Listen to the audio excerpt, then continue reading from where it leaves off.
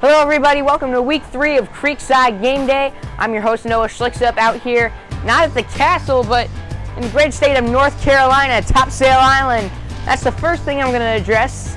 And secondly, this is going to be a bit of a different episode of Creekside Game Day. I was unable to record stories this week as I was out here on vacation, but I still am going to be able to put together for you matchup breakdown and give you my prediction.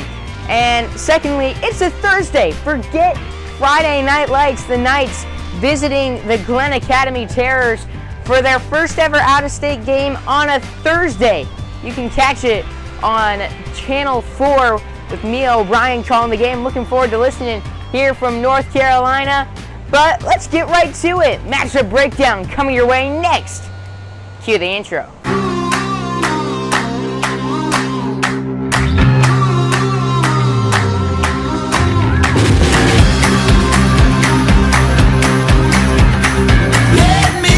Looking to his left. He's looking deep for Reynolds. He's got it. He's gone. Looking to his left.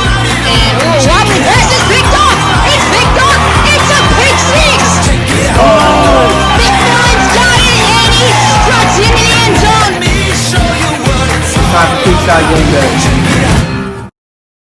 Getting right into it today with the matchup breakdown, and this Creekside Glynn Academy matchup is certainly interesting. Glynn Academy isn't a team to be slept on, but they are a team the Knights should beat. They've been outscored by 19 points through their first 3 games, and averaging 24 a game offensively, allowing 30 a game on defense. Not a great sign for a team looking to beat a Knights team that has scored 111 through their first 2 games, averaging 55.5 per game. That's insane. Another thing that isn't going in Glynn Academy's favor is the fact that they've struggled against the run.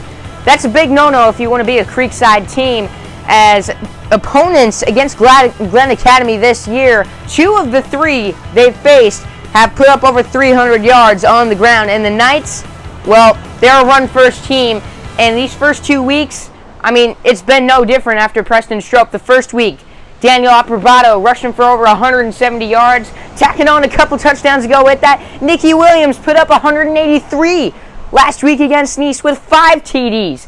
That is something else, and that's something Glynn Academy is going to have to deal with this week. Creekside has averaged 292 yards on the ground through their first 2 games, along with 7 yards a carry. That is a big-time threat to this Glynn Academy defense. So at this rate, you might be thinking, so I guess they'll have to stop the run.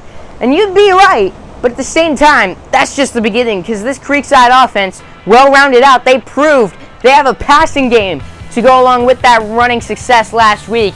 Sean Ashenfelder and Wilson Edwards combined to throw for 234 yards in the air last week against Nice while completing a combined 66% of their passes. Edwards tacked on 3 touchdown passes.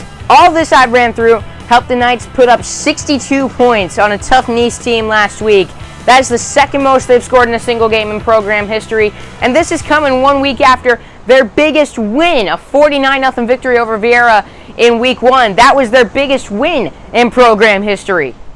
Glynn Academy has got to find a way to limit the Knights' offense, and that is a tough task, but they're going to have to find a way to do it if they want to come out on top. Defensively for Creekside, they gave up 41 last week to a tough Nice Panthers offense. However, they did force 3 key turnovers to help propel them to a W. The Knights, through their first 2 games, have forced 6 interceptions this year. To put that in perspective, they had 10 picks all of last year.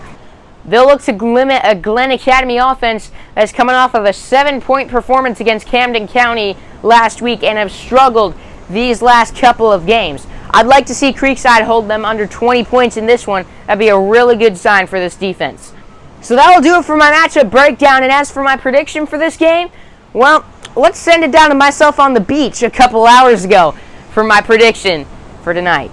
Thanks, Noah, and after taking all that into consideration, I'm going Knights 34-17.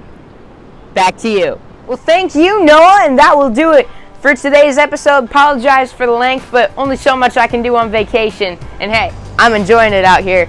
Don't worry, I'll be back next week for homecoming against Buell, so be sure to look forward for that. If you enjoyed, be sure to like and subscribe, and I'll see you next week here on Creekside Game Day.